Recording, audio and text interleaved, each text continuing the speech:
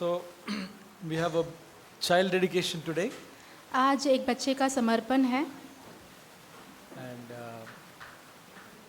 so I just want to share a few words. तो उसके लिए कुछ वचन बांटना चाहता हूँ।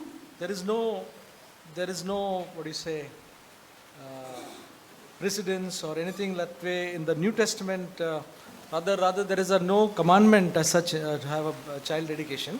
तो बच्चों के समर्पण के विषय में नए करार में कोई भी ऐसी आज्ञा ही नहीं है। Baptism there is, बपतिस्मा देना है, but child dedication there is no particular command. और बच्चों के समर्पण के विषय में कोई भी खास रूप से कोई आज्ञा नहीं दी गई है। We find in Samuel, book of Samuel, शमूएल की किताब में हम देखते हैं chapter 2, फर्स्ट और सेकंड, First Samuel, पहला शमूएल उसके chapter 1, पहला अध्याय verse 27 and 28. 27 और 28 वचन उसका। Here we find the first reference of the word dedicating the child.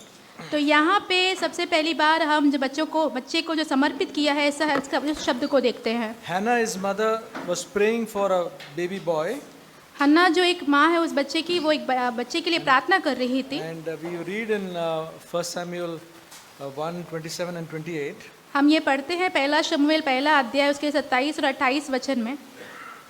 It says, for this boy, she's saying, for this boy I prayed, and the Lord has given me my petition which I asked of him.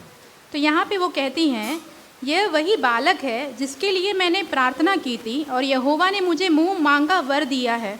Then verse 28 she says, और फिर 28वें वचन में वो कहती हैं, so I have also dedicated him to the Lord. As long as he lives, he is dedicated to the Lord, and he worshiped the Lord there. इसीलिए मैं भी उसे यहोवा को अर्पण कर देती हूँ कि यह अपने जीवन भर यहोवा ही का बना रहे। तब उसने वही यहोवा को दंडवत किया। So here she says, I have also dedicated him to the Lord. तो यहाँ पे वो कहती है कि मैं भी उसे यहोवा को अर्पण कर देती हूँ। You know, another word for the dedicated is that she has lent him to the Lord. तो समर्पण करने का दूसरा शब्द ये है कि परमेश्वर को उसने उधार दिया है। She has lent Samuel to the Lord. परमेश्वर को उसने अर्पण कर दिया है। And she's saying, as long as he lives, he is lent to the Lord. और वो कहती है कि उसके जीवन भर वो यहोवा का ही बना रहेगा। I got this meaning only yesterday. मुझे ये जो अर्थ है कल ही मिला है। Though we have dedicated our 3 children to the Lord, भले हमने अपने 3 बच्चों को परमेश्वर के लिए समर्पित किया था। the word is that we have lent to the Lord. तो यहाँ पे जो शब्द दिया गया है वो ये है कि हमने परमेश्वर को अर्पण किया है। Yeah, that's true. We all need to lend our children to the Lord. तो ये सच बात है कि हमें अपने सारे बच्चों को परमेश्वर को अर्पण करना है, To be the Lord's. ताकि वो परमेश्वर के ही बने रहें। That is dedication. यही है समर्पण। We find Jesus in Luke chapter 2. हम देखते हैं लूका उसके दूसरे अध्याय में। Jesus was presented before the Father, before the Lord. Luke chapter 2. लूका उसका दूसरा अध्याय।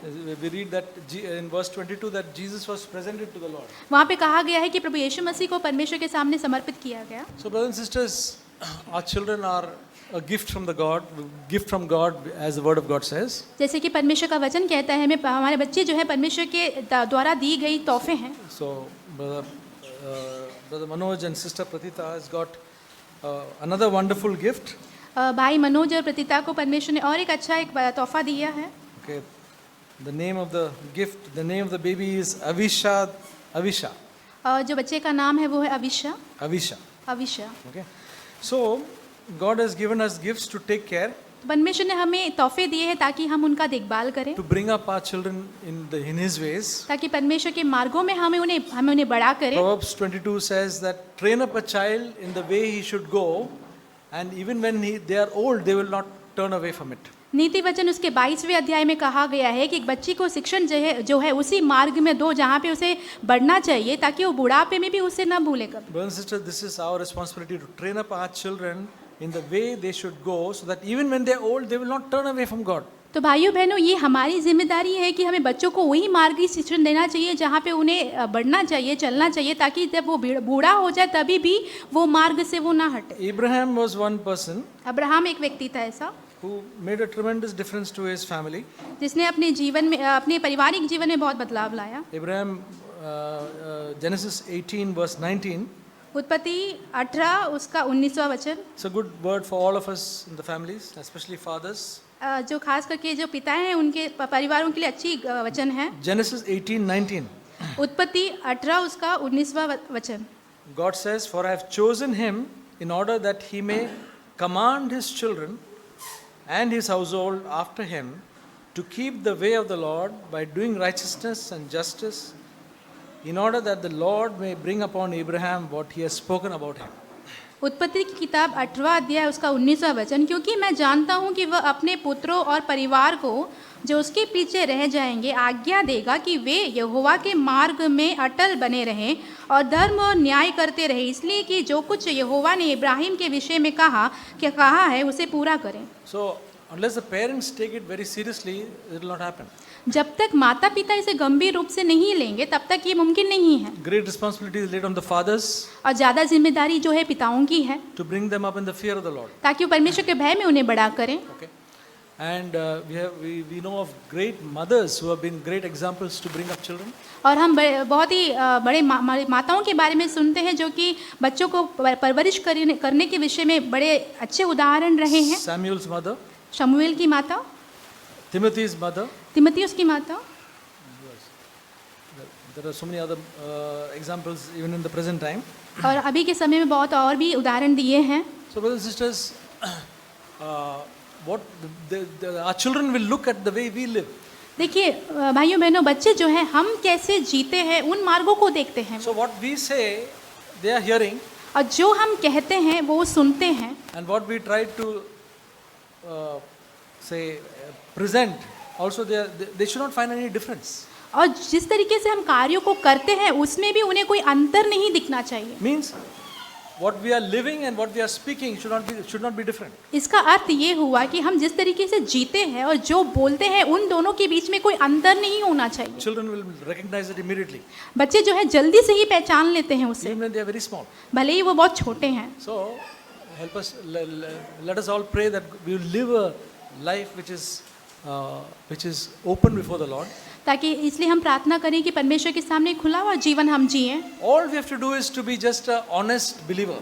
एक ही काम हमें करना है, वो ये है कि हमें एक ईमानदार विश्वासी बनना है। And we must say, Lord, help me not to be a hypocrite at all. और हमें परमेश्वर से प्रार्थना करनी, कहने की प्रभु मुझे सहायता कीजिए कि मैं बिल्कुल भी पाखंडी ना बनूं।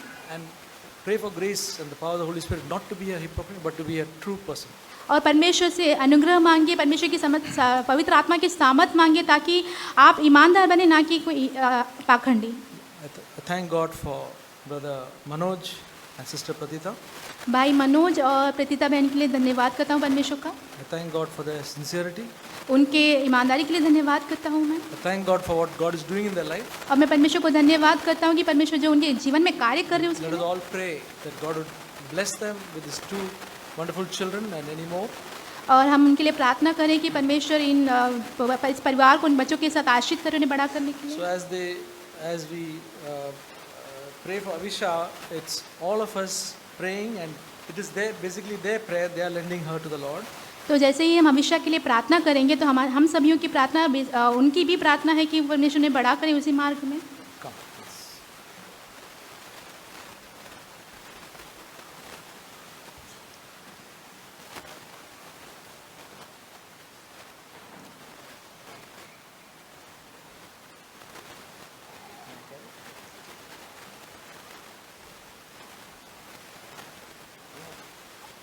I've been an experienced person, so I can carry it. Okay. So let's all pray, brothers and sisters. भाइयों बहनों हम प्रार्थना करेंगे Join with me in praying for this baby.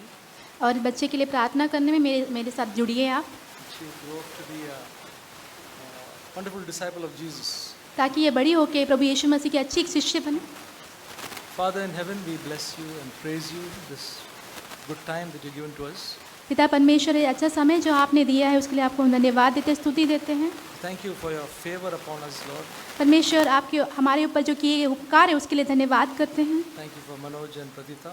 भाई मनोज और प्रतिता के लिए धन्यवाद करते हैं, Bless them, Lord, abundantly, ताकि आप उसे भरपूरी से आशीष करें प्रभु। even as they bring up Sroth and Avisha, Lord. ताकि वो अच्छे से श्रोत और अभिषेक को बड़ा करे प्रभु। Give them wisdom and grace. उनको बुद्धि और अनुग्रह दे प्रभु, Fill them with your Holy Spirit. आपकी पवित्र आत्मा से भर दे प्रभु। Lord, now we pray for Avisha, Lord. अभी हम अभिषेक के लिए प्रार्थना करते हैं प्रभु, Present her to you. आपके सामने उसको अर्पण करते हैं। Oh Lord, that you would bless her abundantly. आप उसे भरपूरी से आशीष करें प्रभु, That you'll protect her, Lord, and keep her in good health. और उसे सुरक्षित रखें प्रभु, उसकी अच्छी सेहत में रखें प्रभु। And Father, that she will grow up to be a wonderful little girl and a disciple of yours. प्रभु वो बड़ी होकर आपकी अच्छी शिष्य और अच्छी एक लड़की बने प्रभु। Father, we pray for your blessing upon her right now. प्रभु हम अभी प्रार्थना करते हैं कि आपकी आशीष उसके ऊपर आए, Bless her with the blessing of God.